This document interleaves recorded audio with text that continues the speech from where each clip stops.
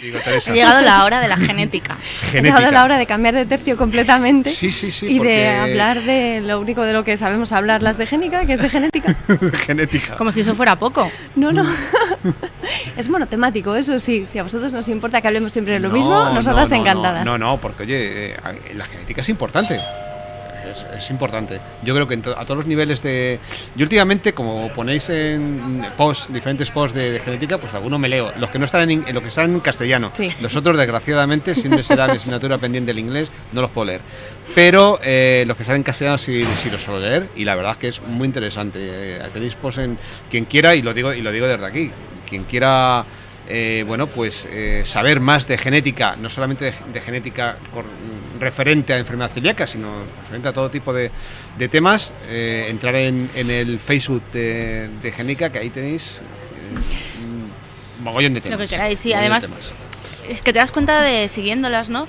De que está todo en los genes, todo, ¿no? Sí, Entonces, sí. de repente un día comparten un artículo que es un poco más complicado para los que no entendemos del tema, pero otro día comparten un artículo que te explica, yo qué sé, por qué tú eres moreno si tu padre es rubio, por ejemplo. O el RH, cómo se hereda el RH, porque yo soy positivo y mi hijo no, o el grupo 0, los grupos sanguíneos, de todo. Sí, Entonces, de todo. es Y luego muy noticias recomendable. que tienen que ver, noticias que no son de ciencia, donde la genética tiene un papel importante, pues ya sea la forense o donde el ADN ha ayudado a resolver un misterio, un crimen, o la noticia de la semana pasada, donde, bueno, permitidme que os lo cuente porque es que para mí ha sido asombroso. Claro que sí.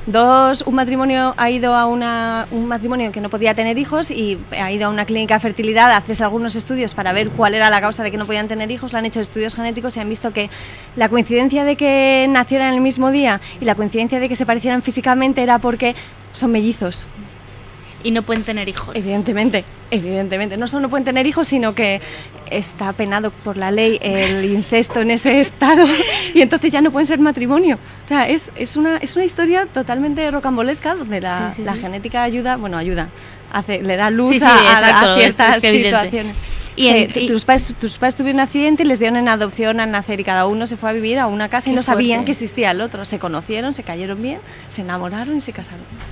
Esa es la noticia de la semana pasada que me tiene impactada. Totalmente impactada.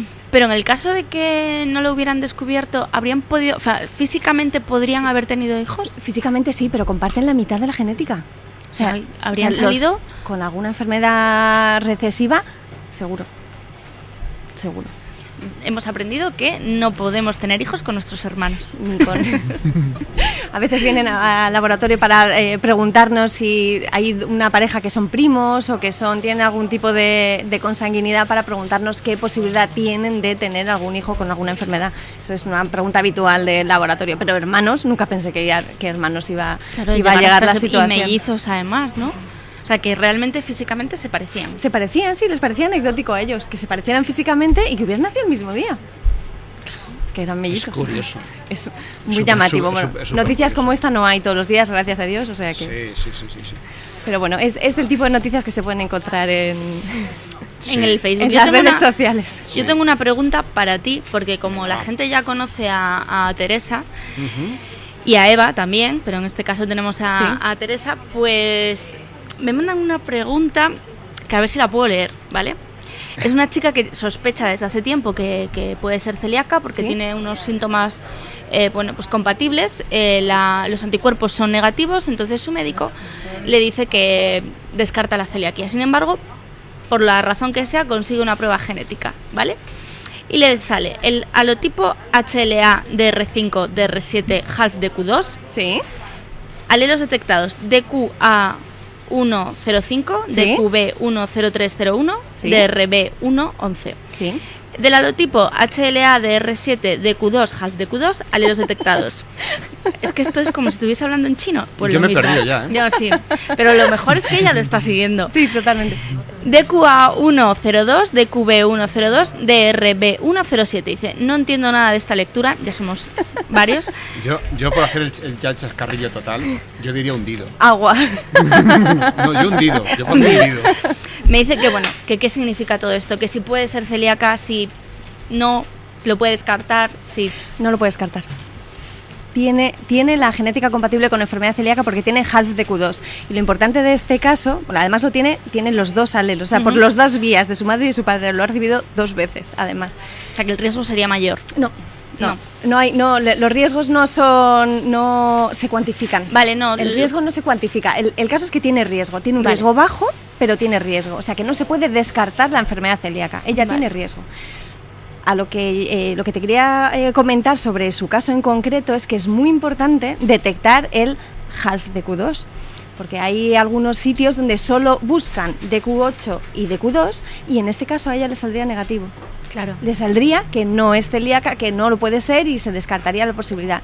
Y en su caso es al contrario. Claro, como solo tiene, han hecho un tipaje completo y solo tiene el HALF-DQ2, tiene una posibilidad de ser celíaca.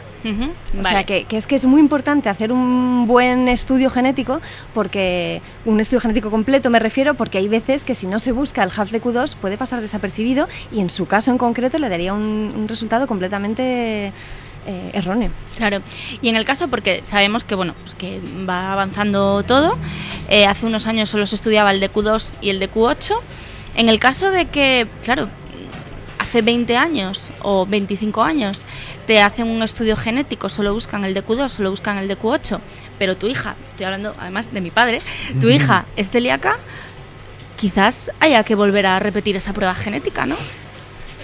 Si además no tiene síntomas, por ejemplo, ¿no? Sí, no está completa. Es una prueba genética que no está completa.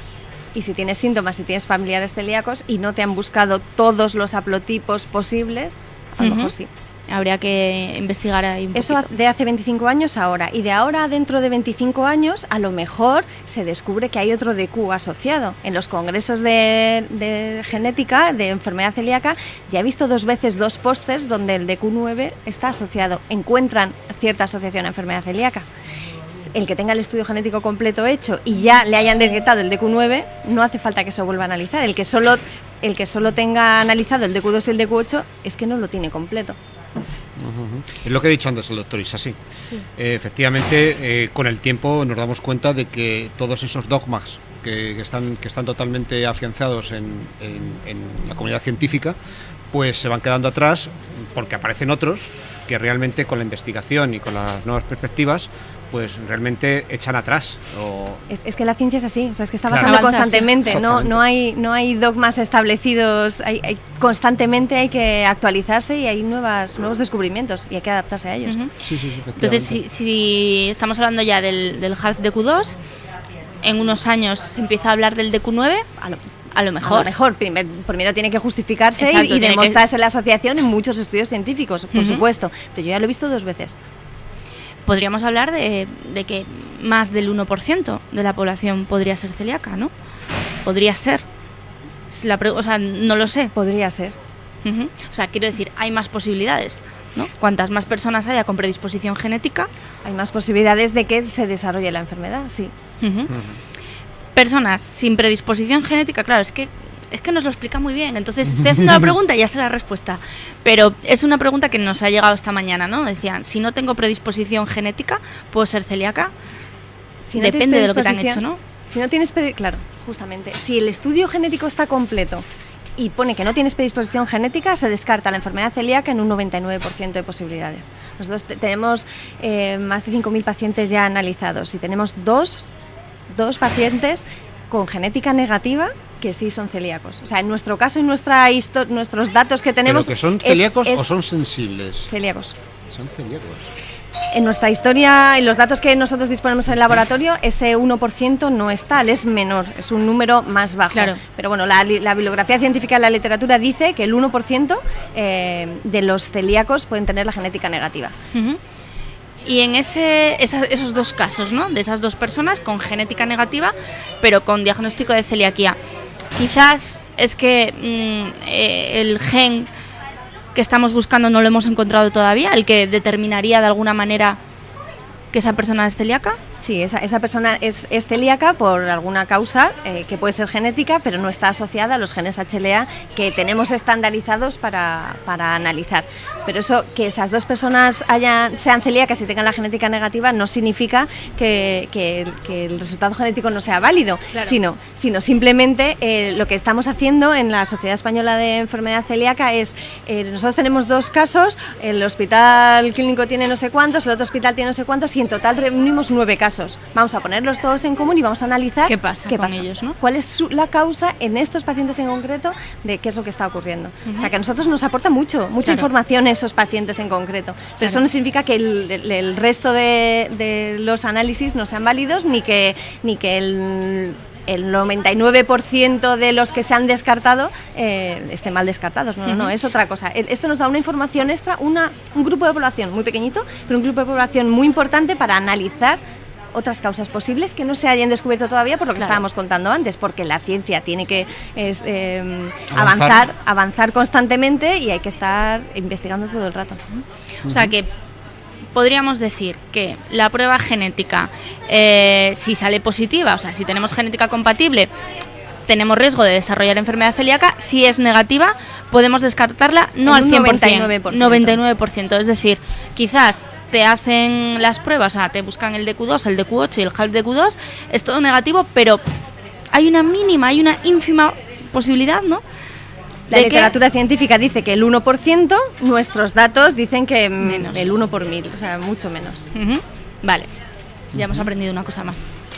Bueno, hablando el otro día sobre qué temas podíamos tratar, apuntaste un tema que era, bueno, pues sobre los abuelos.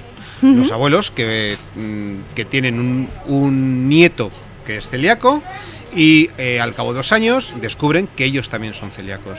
Entonces la pregunta es cómo habría cambiado su vida si hubiesen sido diagnosticados con anterioridad. Mucho antes. Es que es un caso que nos encontramos muchísimo en el laboratorio. Es como un prototipo de paciente y de familia que viene al laboratorio, porque ahora mismo la enfermedad celíaca se conoce mucho más, vosotros sois partícipes de ello también. Tenemos muchos niños que están siendo diagnosticados, muchos. Y como estamos diciendo en todas partes que es una enfermedad familiar, donde hay que analizar la genética de sus padres y sus abuelos, pues un año se diagnostican los niños, al año siguiente va avanzando y se hace el estudio genético los padres, luego se hace el estudio genético los abuelos, porque a lo mejor este síntoma resulta que son celíacos, porque ese síntoma que lo llevan de toda la vida y que no se dan cuenta de que una mala digestión de toda la vida, porque para ellos es normal, porque es lo que han tenido toda la vida, no se han dado cuenta de que eso es una enfermedad celíaca. Nosotros tenemos un paciente muy cercano que tiene 76 años, que le acaban de diagnosticar ahora enfermedad celíaca y que tiene una artrosis en las manos, una artrosis de verdad, las manos las tiene totalmente deformadas y unos dolores tremendos. Si le hubieran diagnosticado la enfermedad celíaca con 40, con 30 o cuando hubiese empezado los síntomas, su calidad de vida de toda la vida hubiese sido completamente diferente, completamente. Claro, estaba expuesta a un alimento que le hacía daño durante 76 años. O sea, que va dañando todo lo que pilla prácticamente. Claro, que hay muchos síntomas que aislados pueden ser justificados a otras cosas. Bueno, esta digestión es que es la mía, o sea, es que no le ha parecido, en ningún momento le pareció que fuera indicativo de nada más. Y la artrosis pues le ha tocado, no, pero sí, empieza a sumar cosas, esa paciente es celíaca y debería haber sido diagnosticada. Qué importante es el diagnóstico precoz, siempre lo decimos, claro. Y sin embargo sigue costando muchísimo que te lo hagan, pues eso, cuando aparecen los síntomas. Que a veces es muy difícil porque los síntomas son muy difusos, muy diferentes y los médicos no los tienen en la cabeza todos todo el rato, y yo lo entiendo. Por eso es importante hacer un diagnóstico genético, y ese resultado positivo que indicabas antes, que no te descarta la posibilidad de ser celíaco, tampoco te dice que lo vayas a ser, porque el 30% de la población sana tiene los marcadores genéticos compatibles con enfermedad celíaca, pero si tú sabes que lo tienes, estás alerta, por lo menos estás alerta. Puede que no lo desarrolles nunca, no es que vayas a estar preocupado toda la vida de lo seré o no lo seré, no, es un dato que tienes y estás alerta. Y el día que haya algún síntoma, que puede ser que no tenga nada que ver, bueno, no hace falta llegar a fibromialgia, pero un síntoma de anemia, un síntoma de infertilidad, un síntoma, alguno que no tenga nada que ver, el médico no tiene por qué saberlo todo, pero tú sí. Tú sí sabes que tienes la genética compatible, pues vete a buscar eso lo primero. Claro. Y así disminuiríamos la media de 10 años de media de diagnóstico de la enfermedad celíaca. Claro, Lo que pasa es que eso es muy complicado. Lo sé.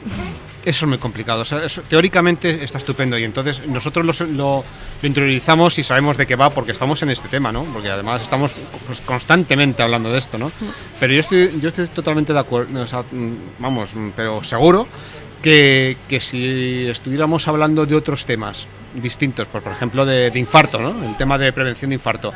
Dijera, joder, qué sencillo sería si te hicieras una prueba sobre un tema, pues oye, claro, es que vamos a ver. Sí, claro. Es que la vida es día a día y realmente sí, tú puedes tener predisposición genética, pero es que si eres totalmente asintomático, vale, o sea, al final puedes llegar con 50, 60 o con 76 años y decir, joder, qué artrosis tengo.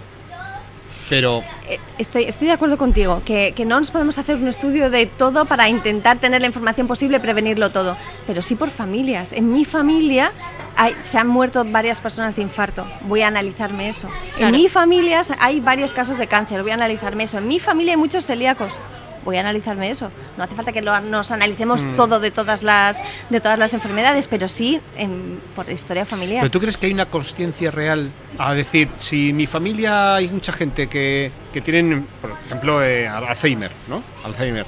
Dicen, voy a verme cuando llegue a 40, 50 años o cáncer de próstata, que es más común en los hombres, ¿no? Yo creo que en definitiva, hasta que no tenemos el problema encima de la mesa... Ese es el problema. Ese es el problema, que no tenemos la cultura de prevención. En España no tenemos cultura de prevención. En otros países sí, y mucha. Y es una suerte. Nosotros tenemos muchos clientes de fuera de España por eso.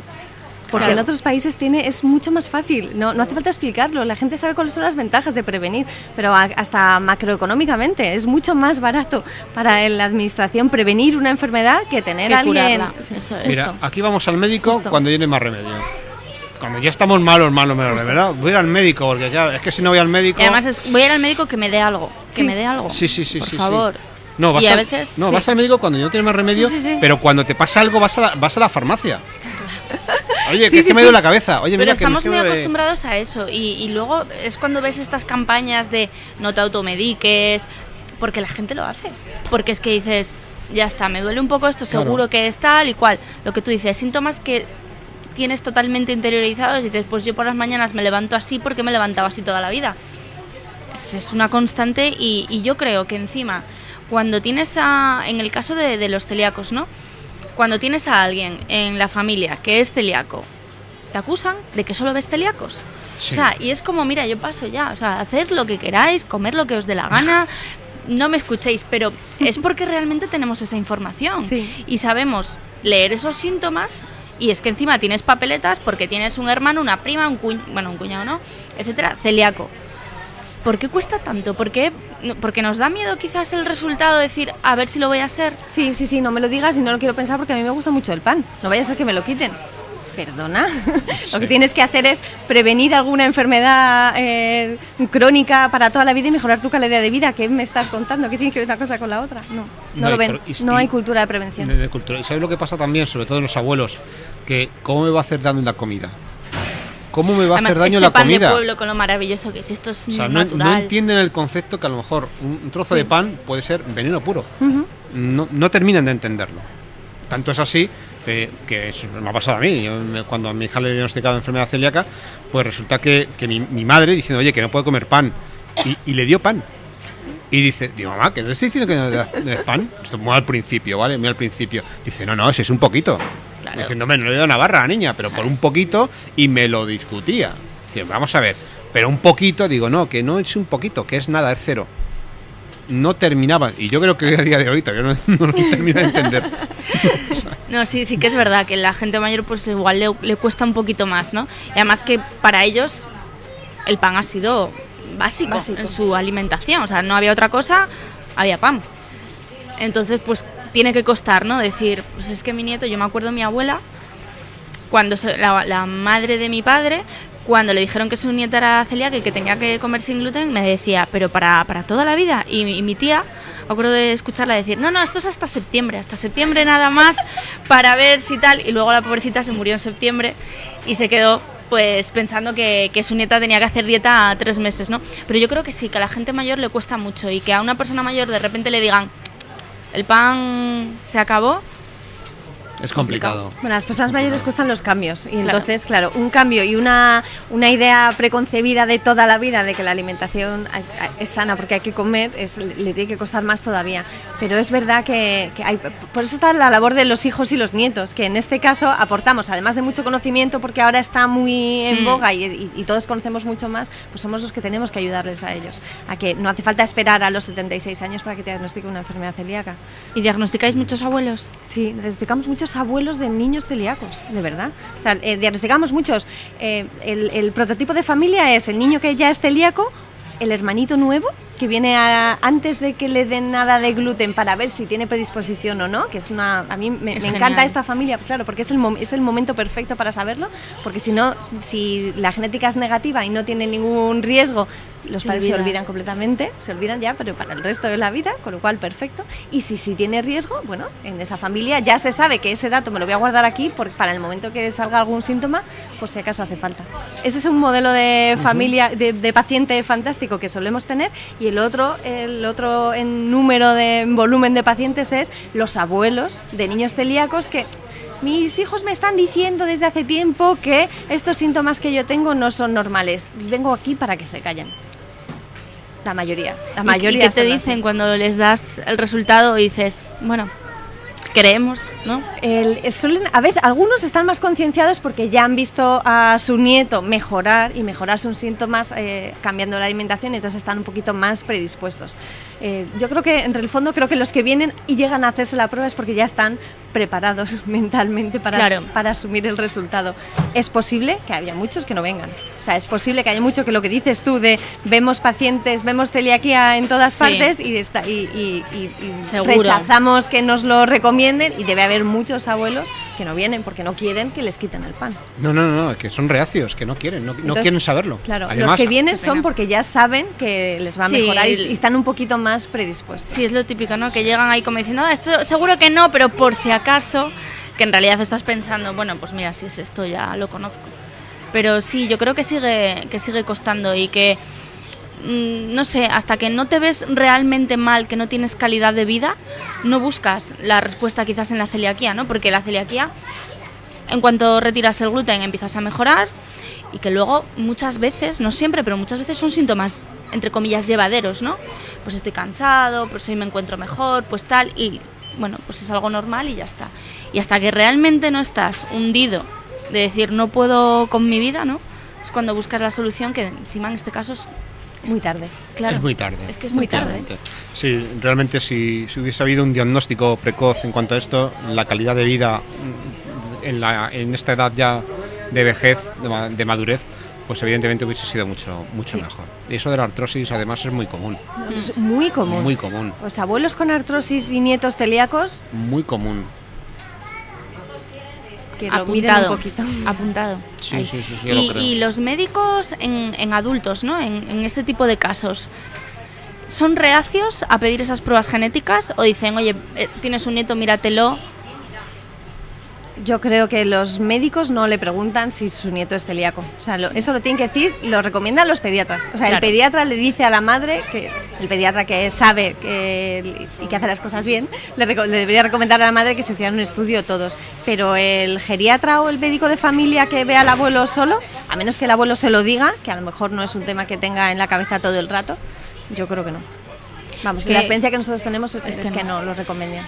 Creo que fue ayer. Nos llegaba ayer que estábamos hablando en redes sociales de anticuerpos, nos llegaba una consulta de una chica, ¿no? Que decía que tenía muchísimos síntomas, que no dejaba de leer y que se sentía súper reflejada, súper identificada con todo esto, que había tenido una serología negativa y que el médico le había dicho que bueno, pues que no y tal, pero es que además le había dicho que le había recomendado no hacerse la prueba genética porque decía que en realidad no servía para la enfermedad celíaca, ¿no? Entonces, estamos ya hablando de un nivel, evidentemente, no, por suerte, no todos los médicos llegan a ese punto, ¿no? Pero es lo que decía el doctor Isasi antes, ¿no? De médicos que tienen su libro de hace 20 años delante y esto es lo que dice el libro y de aquí no me salgo. Pero no se salen de ahí porque tienen miedo a tomar ciertas decisiones y a que luego les ataquen por eso y no poder defenderse. Prefieren defenderse con una cosa que está escrita ahí. Con el protocolo. Claro, es por eso. Es por falta de seguridad, yo creo. Qué penita. Sí. Ya, pero vamos a ver, es que esto... a mí me gusta mucho la medicina y nunca me hice médico porque la responsabilidad era muy gorda. O sea, si me equivoco cambiando un motor, me equivoco con un coche, pero con una persona, cuidadito. O sea, a mí me pesó más el tema de la responsabilidad de equivocarme, porque a lo mejor no daba la talla. Entonces, claro, ahora me doy cuenta, digo, joder, pues mira que fui tonto, ¿no? Porque veo muchos que no hacen aquí ni el huevo, hablando pronto y claro. Sí. Pero es que, claro, ser médico significa que te tienes que estar renovando constantemente. O sea, esto no acabo la carrera, acabo el MIR, ya soy médico y los libros los guardo debajo del cajón, ¿no? O sea, esto es te tienes que ir reciclando continuamente. Y es lo que yo veo que aquí no, que ellos tienen ya además su plaza y se acabó. Y ya está. Pero eso ocurre, Mario, tristemente, no solo en la medicina, ocurre en más profesiones. La medicina es la que nos ocupa ahora, pero hay mucha gente, lo comentaba justo antes con Susana, que estábamos escuchando el programa y me decía ella, el que deja de aprender está muerto. No, desde luego. O sea, que ocurre, tiene que ser en todos los niveles, no solo la medicina. Siempre tenemos que seguir aprendiendo y siempre tenemos que seguir renovándonos. Lo que pasa es que los médicos tienen una obligación moral más porque tienen un paciente y unas vidas que dirigir. Claro, es que en sus manos está la salud y quizás la vida de otra persona. Cuidado, que no es ninguna tontería. Un abogado a lo mejor no se reciclan, pero un abogado también debería. También debería, porque las leyes cambian, pero bueno, cambian menos. O bueno, cambian ahí más está. Despacio. Ahí no vamos a entrar en ese debate. Sí, pero es un poco lo que decía el pero doctor Isasi, ¿no? un médico debe de tener otra conciencia. Un médico con vocación de médico todos los médicos tienen la obligación moral, pero un médico con vocación de médico lo hace solo. Claro. Y además que muchas veces es ser valiente, ¿no? El decir, vale, sí, a mí el libro me está diciendo esto, pero tengo aquí una persona que me está diciendo lo otro. Pues lo que comentaba antes el doctor Isasi, vamos a probar con esto, porque esto no me está solucionando nada, el libro no me está solucionando nada, el fármaco no me está solucionando nada, vamos a probar la dieta. Y es así como realmente evoluciona el conocimiento y la ciencia, ¿no? Bueno, vamos a dejarlo aquí, que son ya las 8:15, nos avisan ya nuestros compañeros de control, que son las 8:15. Sí, la verdad es que son 3 horas, pero a mí se me hace cada vez más corto. La verdad es que veo el tiempo pasar por la luz de la calle, pero vamos, poco más. Salimos de noche aquí. Bueno, pues ha sido un placer tenerte Muchas aquí gracias otro día por más. invitarme, como siempre. La verdad es que para nosotros es un placer también, de verdad, acercar la genética a todo el mundo. Bueno, debo decir que el que quiera hacerse unas pruebas de verdad, pues nada más que tiene que visitar vuestro laboratorio, Génica, y está en Majadahonda, en la calle, además es una calle muy bonita, calle Alegría, o sea, es estupendo. Sí. Así que nada, fácil de recordar. Fácil de recordar, calle Alegría en Majadahonda, está clarísimo, Génica. Pues muchas gracias, Muchas Teresa. gracias a vosotros. Muchas gracias.